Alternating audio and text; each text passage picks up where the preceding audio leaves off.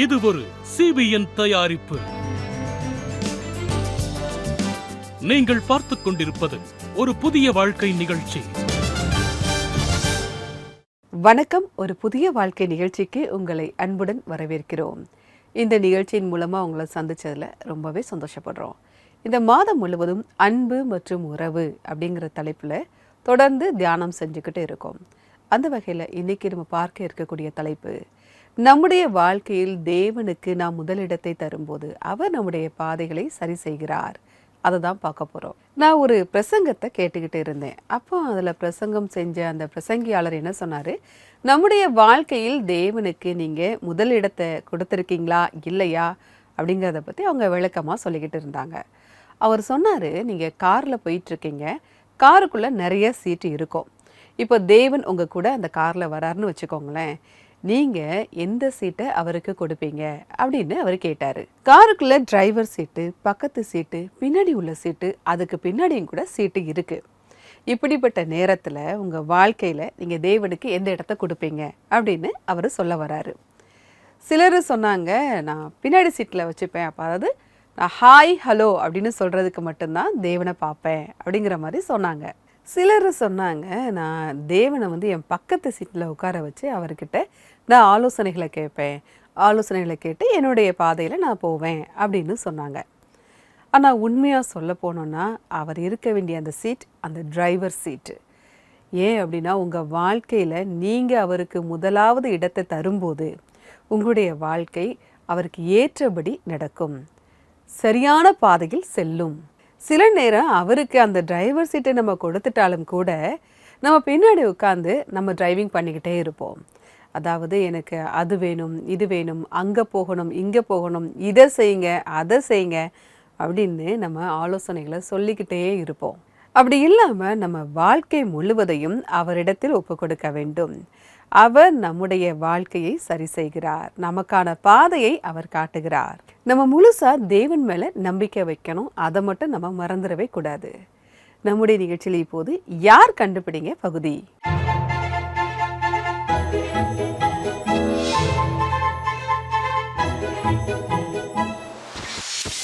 உங்களுக்கான கேள்வி, ஆதியாகமம் 4வது அதிகாரத்தில் தேவனுக்கு பிரியமான பலி செலுத்தி அவரை பிரியப்படுத்தியது யார்?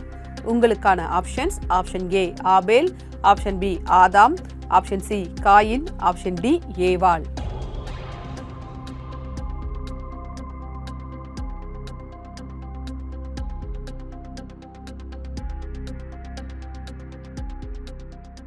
இந்த கேள்விக்கான பதில் உங்களுக்கு தெரிந்திருந்தால் நீங்கள் எங்களுக்கு வாட்ஸ்அப்பில் அனுப்பலாம். எங்களுடைய நம்பர் 9910401010.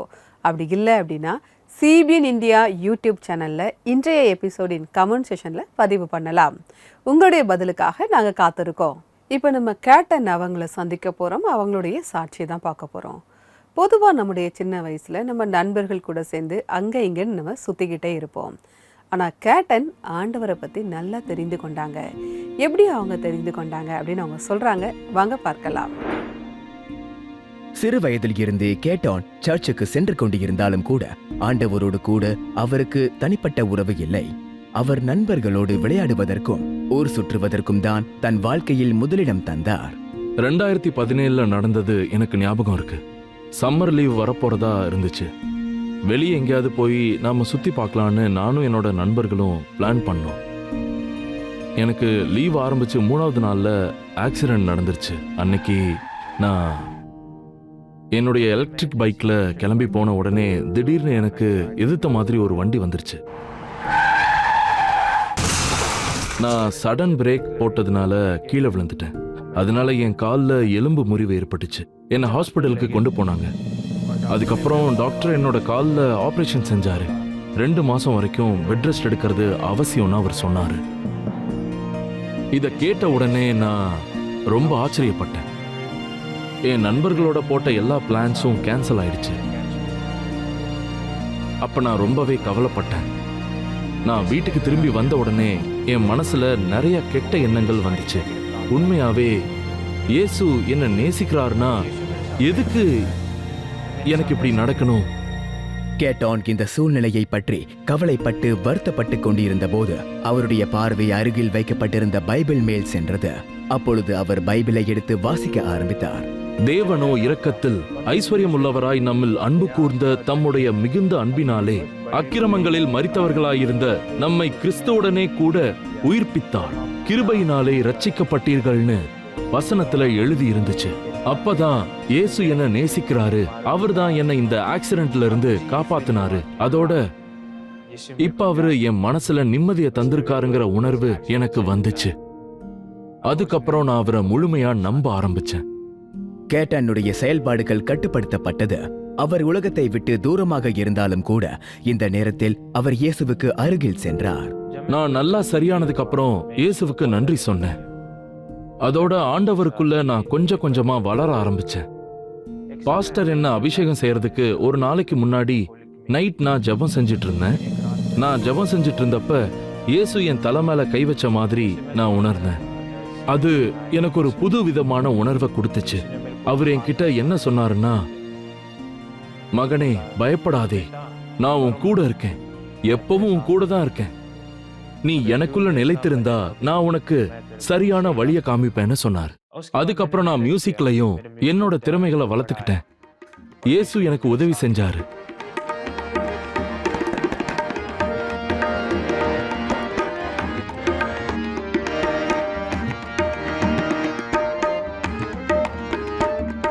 இன்றைக்கு 20 வயதிலேயே கேட்டான் சர்ச்சில் இருந்து ஆராதனை குழுவில் ஒரு வலுவான அங்கத்தினராக இருக்கிறார். மேலும் ஆண்டவருக்குள் நிலைப்பதற்கு மற்றவர்களுக்கு நல்ல ஒரு உதாரணத்தை அவர் நிறுவிக் கொண்டு இருக்கிறார்.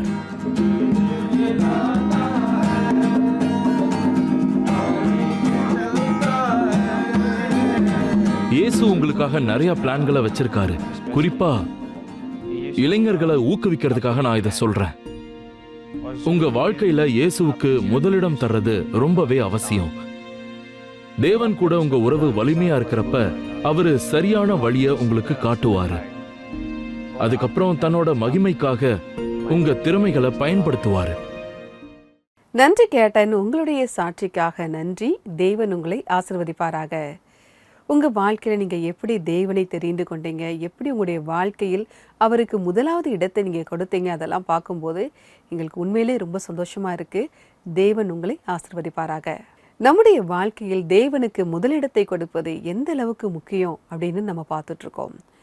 இந்த மாதம் முழுவதுமே நம்ம அன்பு மற்றும் உறவை குறித்து பார்த்துட்ருக்கோம். நம்ம தேவனுக்கு முதல் இடத்தை நாம் தரும்போது நம்முடைய வாழ்க்கையில் இருக்கக்கூடிய எல்லா உறவுகளுமே சரியாயிரும். நம்ம பைபிளில் பார்க்குறோம், ஆண்டவராகிய இயேசு கிறிஸ்து ஒரு பெரிய கூட்டத்தை பார்த்து சில வார்த்தைகளை சொன்னார். அந்த வசனத்தை நான் உங்களுக்காக வாசிக்கிறேன். மத்தேயு 6ஆம் அதிகாரம் 33ஆம் வசனம். முதலாவது தேவனுடைய ராஜ்யத்தையும் அவருடைய நீதியையும் தேடுங்கள், அப்பொழுது இவைகள் எல்லாம் உங்களுக்கு கூட கொடுக்கப்படும். இந்த வசனம் முதலாவது அப்படின்னு தொடங்குது. அதாவது நம்ம ஆங்கிலத்தில் ஃபர்ஸ்ட் அப்படின்னு சொல்கிறோம். ஃபர்ஸ்ட் அப்படின்னு பார்க்கும்போது இதில் 5 எழுத்துக்கள் இருக்குது. 5 எழுத்துக்களும் 5 அர்த்தம் கொண்டதாக இருக்குது. முதலாவது எஃப் உடைய அர்த்தம் ஃபினான்ஸ். அதாவது உங்கள் பண ரீதியான எல்லா செயல்களிலுமே நீங்கள் தேவனுக்கு முதலிடத்தை தரணும். அவருக்கானதை நம்ம அவருக்கு தான் நம்ம செலுத்தணும் அப்படிங்கிறத பார்க்குறோம். ரெண்டாவது பார்க்கக்கூடியது ஐனா இன்ட்ரெஸ்ட். உங்களுடைய விருப்பங்கள் எல்லாவற்றிலுமே நீங்கள் தேவனுக்கு முதலிடத்தை தர வேண்டும். மூன்றாவதாக இருக்கக்கூடியது ரிலேஷன்ஷிப். உங்களுடைய உறவுகள் எல்லாவற்றிலையுமே நீங்கள் தேவனுக்கு தான் முதலிடத்தை தர வேண்டும். நான்காவது ஷெட்யூல். அதாவது நீங்கள் வீட்டில் இருந்தாலும் சரி, வெளியில் இருந்தாலும் சரி, வேலையில் இருந்தாலும், லீவில் இருந்தாலும் சரி, எங்கே இருந்தாலும் சரி, நீங்கள் தேவனுக்கு முதலிடத்தை தர வேண்டும். கடைசியாக இருக்கக்கூடியது ட்ரையல். அதாவது உங்களுடைய கஷ்டமான நேரத்தில் நீங்கள் பதட்டப்படுறீங்களா, அப்படி இல்லை அப்படின்னா தேவனுக்கு முதலிடத்தை தரீங்களா, இதையும் நீங்கள் கவனிக்கணும். ஃபர்ஸ்ட் அப்படிங்கிற ஒரு வார்த்தையை நீங்கள் மறக்காதீங்க. Finance, interest, relationship, schedule, trial. இந்த 5 காரியங்களிலேயும் நீங்கள் தேவனுக்கு முதலிடத்தை தரும்போது அவர் உங்களுடைய வாழ்க்கையை சரி செய்கிறார், உங்களுடைய பாதையை சரி பண்ணுகிறார் அப்படிங்கிறத பார்க்குறோம். உங்கள் வாழ்க்கையில் தேவனை முதலிடத்தில் வைப்பதற்கு உங்களுக்கு கஷ்டமாக இருக்கா? ஜெபம் எல்லாவற்றையுமே மாற்றும். ஜெபத்துக்கு அந்த வல்லமை இருக்குது. உங்களுக்கு ஜெப உதவி தேவை அப்படின்னா எங்களுடைய ஆல் இண்டியா ப்ரேயர் லைனுக்கு கால் பண்ணலாம். எங்களுடைய நம்பர் 9910401010. இந்த நம்பருக்கு நீங்கள் வாட்ஸ்அப்பும் அனுப்பலாம். உங்களுக்காக ஜெபிக்க நாங்கள் தயாராக காத்துக்கிட்டு இருக்கோம். இப்போது வருவது ஒரு சிறிய இடைவேளை. இடைவேளைக்கு பிறகு நம்ம எல்லாரும் சேர்ந்து ஜெபிக்க இருக்கிறோம். இடைவேளைக்கு பிறகு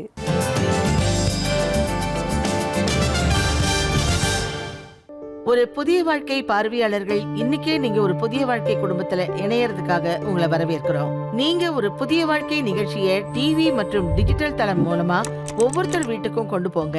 அப்படி நீங்க செய்யறதுக்காக ஒவ்வொரு மாசமும் நீங்க 50 ரூபாய் பங்களிப்பா தரலாம். உங்களோட பங்களிப்பை எங்களுக்கு தர்றதுக்கு நீங்க திரையில தெரிகிற QR கோட ஸ்கேன் செஞ்சு இன்னைக்கே ஒரு புதிய வாழ்க்கை குடும்பத்துல நீங்களும் இணையுங்க. தாய் தந்தை இல்லனா பிள்ளைகளோட உறவோ அல்லது தன்னுடன் வேலை பார்க்கும் தலைவரின் உறவோ, உங்க பக்கத்து வீட்டுக்காரங்க இல்லனா உங்க கூட வீட்டுல இருக்கவங்களோட இருக்க உறவோ, இல்லனா ஒருவேளை நீங்க தனியா இருந்துகிட்டு உறவுக்காக தேடிக்கிட்டு இருக்கவங்களா இருக்கலாம். இந்த எல்லா உறவுக்கும் ஜெபம் பண்றது ரொம்ப முக்கியம். ஏப்ரல் மாசம் ஒரு புதிய வாழ்க்கை டிவி நிகழ்ச்சியில ஒவ்வொரு ஃப்ரைடேவும் ஜெபம் பண்ற ஃப்ரைடே, ஒவ்வொரு வார இறுதியிலையும் CBN பிரேயர் லைன் குழு ஜெபம் செய்யும். அப்ப நீங்க கண்டிப்பா கலந்துக்கோங்க.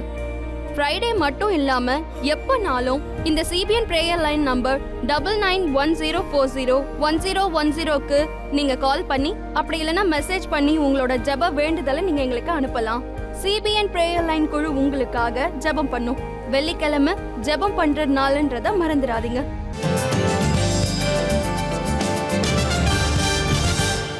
வெல்கம் பேக் டு ஒரு புதிய வாழ்க்கை. இன்றைக்கு நம்முடைய நிகழ்ச்சியில் நம்ம வாழ்க்கையில் தேவனுக்கு முதல் இடத்தை தரும்போது அவர் நம்முடைய பாதையை சரி செய்கிறார் அப்படிங்கிறத பார்க்குறோம். நம்ம எல்லாருக்குமே அவர் ஒரு நோக்கத்தை வைத்திருக்கிறார். நிச்சயமாக ஒரு நல்ல எதிர்காலத்தை அவர் நமக்கு தருகிறார் அப்படிங்கிறத பைபிள் வசனம் நமக்கு கற்றுக் கொடுக்குது. அதனால் நம்முடைய நம்பிக்கையை நாம் தேவன் மீது வைக்க வேண்டும். ஆனால் சில நேரம் நம்ம தேவனை விட்டு தூரமாக போயிடுவோம். அதாவது நம்ம பின்வாங்க ஆரம்பிச்சிருவோம். பைபிள்லுமே இந்த மாதிரி பின்வாங்கிய மனிதர்களை நம்ம பார்க்குறோம். ஆனால் தேவன் மறுபடியும் அவங்களுக்கு ஒரு வாய்ப்பு கொடுக்கறதையும் நம்ம பார்க்குறோம். சிம்சோன் பார்க்கும்போது அவர் இறக்கக்கூடிய ஒரு நேரத்தில் கூட தேவன் ஒரு வாய்ப்பை கொடுத்தாரு. இன்னைக்கு நீங்கள் சொல்லலாம், நான் இவ்வளோ பெரிய பாவம் செஞ்சுருக்கேன், என்னை ஆண்டவர் ஏற்றுப்பாரா அப்படின்னு கூட நீங்கள் நினைக்கலாம். நம்முடைய ஆண்டவர் நமக்கு பிதாவாக இருக்கிறார். அவர் எப்போவுமே நம்ம அரவணைக்க காத்து கொண்டிருக்கிறார். உங்களுக்கும் கூட ஒரு வாய்ப்பை தருகிறார். நிச்சயமா நீங்களும் அந்த ஆசீர்வாதத்தை பெற முடியும். இப்போ நான் உங்களுக்காக ஜெபிக்க போறேன். நீங்க என் கூட சேர்ந்து ஜெபிக்கலாம். அன்பின் பரலோக பிதாவே, இந்த நேரத்திற்காக நன்றியோடு உம்மை துதிக்கிறோம் அப்பா. இந்த நேரத்தில் ஜெபித்து கொண்டிருக்கிற ஒவ்வொருவரையும் கண்ணோக்கி பாரும் கர்த்தாவே. அப்பா, நீங்க எங்களை மகளா நீங்க ஏற்றுக்கொண்டீங்க. அதற்காக உமக்கு நன்றி ஆண்டவரே. அப்பா, உங்கள் மேலே நாங்கள் நம்பிக்கை வைக்கும்போது எங்களுக்கு ஒரு புது வாழ்க்கையை நீங்கள் தரீங்க, எங்களை நீங்கள் ஆசீர்வதிக்கீங்க. அதற்காக உமக்கு நன்றி ஆண்டவரே. ஆனால் நிறைய நேரம் நாங்கள் சந்தோஷமாக இருக்கிற நேரமாக இருந்தாலும் சரி, எங்களுடைய கடினமான நேரமாக இருந்தாலும் சரி, நாங்கள் உங்களுக்கு முதலிடம் தராமல் இருந்திருக்கோம். அப்பா, எங்களுடைய வாழ்க்கையை நாங்கள் முழுசாக உங்ககிட்ட ஒப்பு கொடுக்காம இதை செய்யுங்க அதை செய்யுங்கன்னு நாங்கள் கேட்டிருக்கோம் ஆண்டவரே. அதற்காக இந்த நேரத்தில் எங்களை மன்னிங்கப்பா. அப்பா, எங்களுடைய வாழ்க்கையை முழுவதுமாக நாங்கள் இப்போ உங்ககிட்ட ஒப்பு கொடுக்குறோம். உங்கள் மேலே நம்பிக்கை வைக்க எங்களுடைய சூழ்நிலை எவ்வளவு மோசமாக இருந்தாலும் அது மூலமாக நீங்கள் எங்களுக்கு நல்லது தான் செய்வீங்க அப்படின்னு நாங்கள் தைரியமாக உங்களை சார்ந்து இருக்க எங்களுக்கு உதவி செய்யுங்க. இயேசுவின் நாமத்தினாலே ஜெபம் கேளும் பரமபிதாவே. ஆமேன், ஆமேன். உங்கள் வாழ்க்கையில் நீங்கள் தேவனுக்கு முதலிடத்தை தரும்போது நீங்கள் ஆசீர்வாதத்தை தேடி போக வேண்டாம். ஆசீர்வாதங்கள் உங்களை தேடி வரும். இதை மட்டும் மறந்துடாதீங்க. ஏன் அப்படின்னா நம்முடைய தேவன் ஆசீர்வாதத்தின் ஊற்றா இருக்காரு. இன்றைக்கான பைபிள் வசனம் என்ன அப்படிங்கிறதையும் பார்க்கலாம். கர்த்தரின் நாமம் பலத்த துருகம், நீதிமான் அதற்குள் ஓடி சுகமாயிருப்பான். நீதிமொழிகள் 18:10. நம்ம தேவன் கிட்ட வரும்போது நம்முடைய பாவங்கள், சாபங்கள், நம்முடைய விபத்துகள்ல இருந்து அவர் நம்மை பாதுகாக்கிறார் அப்படிங்கிறத பார்க்குறோம். அவர் நமக்கு சரியான பாதையை காட்டுகிறார். அந்த பாதையில நம்ம நடக்கும்போது நம்ம வாழ்க்கையில் இருக்கக்கூடிய லட்சியங்களை அடைவதற்கு அவர் நமக்கு உதவி செய்கிறார். நம்முடைய வாழ்க்கையில் தேவனுக்கு நம்ம முதலிடத்தை தரும்போது இப்படிப்பட்ட ஆசீர்வாதங்களை அவர் நமக்கு தருகிறார். இப்போது வருவது ஒரு சிறிய இடைவேளை. இடைவேளைக்கு பிறகு ஒரு உத்வேகம் தரக்கூடிய ஒரு நபரை நம்ம சந்திக்க போகிறோம். இடைவேளைக்கு பிறகு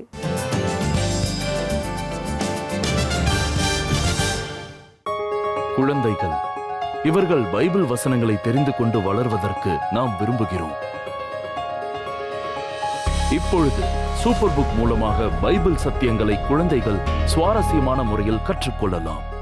பென்யமீன் அவங்களோட இருக்கான். இந்த சூப்பர் புக் பைபிள் ஆப்பில் இதே போல்தான் வேடிக்கையான விஷயங்கள் இருக்கிறது. அது உங்கள் குழந்தைகளுக்கு மிகவும் பிடிக்கும். நல்ல விளையாட்டுகளை விளையாடுதல், நல்ல நல்ல வீடியோக்களை பார்த்தல், பைபிள் கதாநாயகர்களை இன்னும் நன்றாக தெரிந்து கொள்ளுதல் மற்றும் பைபிள் வசனங்கள், இவைகள் எல்லாவற்றையும் குழந்தைகள் வேடிக்கையான முறையில் கற்றுக்கொள்வார்கள். சூப்பர் புக் பைபிள் ஆப் இன்றைக்கு ஆப் ஸ்டோர் அல்லது பிளே ஸ்டோர்ல இருந்து டவுன்லோட் செய்யுங்கள்.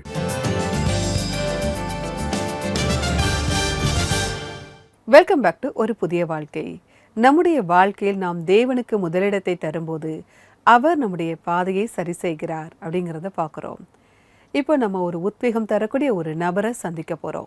ஏழைகளோடு நம்ம நட்பாக இருக்கும்போது தேவன் சொல்கிற வழியில் நம்ம நடக்கிறோமா? இப்போ நம்ம லால்முன் லியானி அவங்கள தான் சந்திக்க போகிறோம். இவங்க நிறைய குழந்தைகளை பராமரிக்கிறாங்க. அதன் மூலமாக அவங்க தேவனுக்கு ஊழியம் செய்கிறாங்க. மலைப்பகுதிகளில் தங்கியிருந்து அங்கே இருக்கக்கூடிய மக்களுக்கும் அவங்க ஊழியம் செஞ்சுக்கிட்டு இருக்காங்க. வாங்க நம்ம அவங்கள சந்திச்சு அவங்கள பற்றி தெரிந்து கொள்ளலாம். மிசோரமை சேர்ந்த குடும்பத்தில் பிறந்து வளர்ந்த லால்முன் லியானி தன்னுடைய குடும்பத்தை விட்டுவிட்டு ஹிமாச்சலில் ஒரு கிராமத்தில் சிறுவர்களுக்கு ஊழியம் செய்வதற்காக தன்னுடைய முழு வாழ்க்கையையும் அர்ப்பணித்து விட்டார். கடந்த 30 ஆண்டுகளில் அவருடைய தியாகம் மற்றும் ஊழியத்தின் காரணமாக இன்றைக்கு பல பிள்ளைகள் படித்து முடித்து உயர்ந்த பதவியிலும் தேவனுடைய அன்பிலும் இருக்கிறார்கள். சின்ன வயசுல இருந்தே தேவன் எனக்காக என்னெல்லாம் செஞ்சிருக்காருன்னு நான் எனக்குள்ள தேவனோட அன்பை உணர்ந்திருக்கேன். அதுக்கு பதிலா நான் என்ன செய்ய முடியும்? ஏழை மக்களுக்கு, கஷ்டத்துல இருக்க மக்களுக்கு நான் சேவை செஞ்சா நான் தேவனுக்கு ஊழியம் செய்ய முடியும்னு நினைச்சேன். அதோட கூட ஏழை ஜனங்களை நடுவுல ஊழியம் செஞ்ச ஊழியர்கள் மற்றும் மிஷினரிகள் அவங்க வாழ்க்கையை பற்றி படிச்சு எனக்கு நிறைய ஊக்கம் தந்துச்சு. சின்ன வயசுல இருந்தே ஆண்டவருக்கு ஊழியம் செய்யற உணர்வு எனக்குள்ள இருந்துச்சு. அதனால நான் ஜெபம் செஞ்சுட்டே இருந்தேன். எப்பவுமே நான் ஜெபம் செஞ்சுக்கிட்டே இருப்பேன். அதுக்கப்புறம் நான் பட்டம் வாங்கினதுக்கு பிறகு எங்க வீட்டுக்கு ரெவரண்ட் மொய்டி வந்தாங்க. அவங்க தான் என்னோட பெற்றோர்கள் கிட்ட கேட்டாங்க, ஹிமாச்சல்ல எங்களோட ஸ்தாபனம் ஆதரவற்றோர் இல்லம் திறக்க போகுது, உங்களோட மக அதுல ஊழியம் செய்ய விரும்பினா அதுக்கான வழி திறந்திருக்குன்னு சொன்னாங்க. ஊழியம் செய்யறதுக்கு நாங்க எல்லாருமே அப்போ சம்மதம் தெரிவிச்சோம். நான் ஆர்கனைசேஷன் மூலமா 3 வருஷம் பைபிள் காலேஜ் படிச்சு முடிச்சேன். எனக்கு முழு ட்ரைனிங்கும் முடிச்சதுக்கு பிறகு இமாச்சல பிரதேசத்துல இருக்கிற சாந்தி நிகேதன் குழந்தைகள் காப்பத்துக்கு வந்தேன். அங்க என்னோட ஊழியம் தொடங்கிருச்சு. இந்த சாந்தி நிகேதன்ல பிரிந்து போன குடும்பங்கள்ல இருந்தோம். அதோட தாய் தந்தை இல்லாத குடும்பங்கள்ல இருந்தும் குழந்தைங்கள் இருந்தாங்க. கஷ்டத்துல இருக்கிறவங்களோட குழந்தைங்களுக்கு சேவை செய்யறது என்னோட மனசுக்கு ரொம்பவே சந்தோஷமா இருந்துச்சு.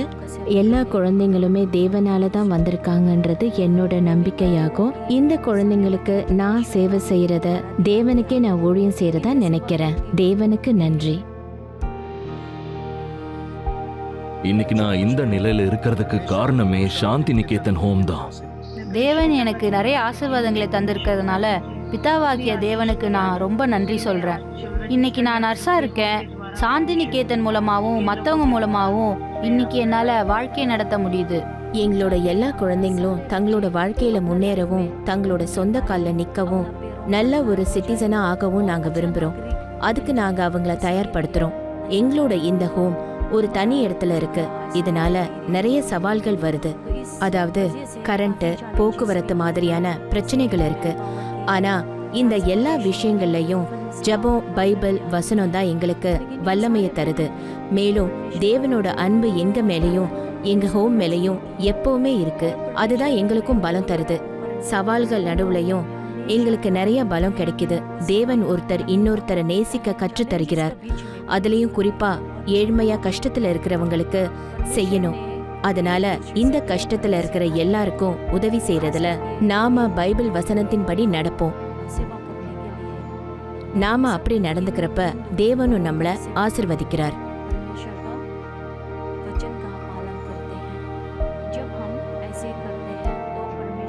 லால்முன் லியானி அவங்க வாழ்க்கைக்காக நம்ம தேவனுக்கு நாங்கள் நன்றியை சொல்கிறோம். ஏன் அப்படின்னா அவங்களுடைய வாழ்க்கையை ஆதரவற்ற பிள்ளைகளுக்காக அவங்க அர்ப்பணிச்சிருக்காங்க. அதனால் தேவனுக்கு நன்றி. இதே மாதிரி சாட்சிகள், பாடல்களை நீங்கள் மறுபடியும் பார்க்கணும் அப்படின்னா சிபிஎன் இந்தியா யூடியூப் சேனலில் வந்து நீங்கள் பார்க்கலாம். உங்கள் நண்பர்களுக்கும் நீங்கள் ஷேர் பண்ணலாம். ஒருவேளை இன்னும் சிபிஎன் இந்தியா யூடியூப் சேனலை சப்ஸ்கிரைப் பண்ணலை அப்படின்னா மறக்காமல் சப்ஸ்கிரைப் பண்ணிடுங்க. இப்போது ஒரு ஆராதனை பாடலை பார்ப்போம்.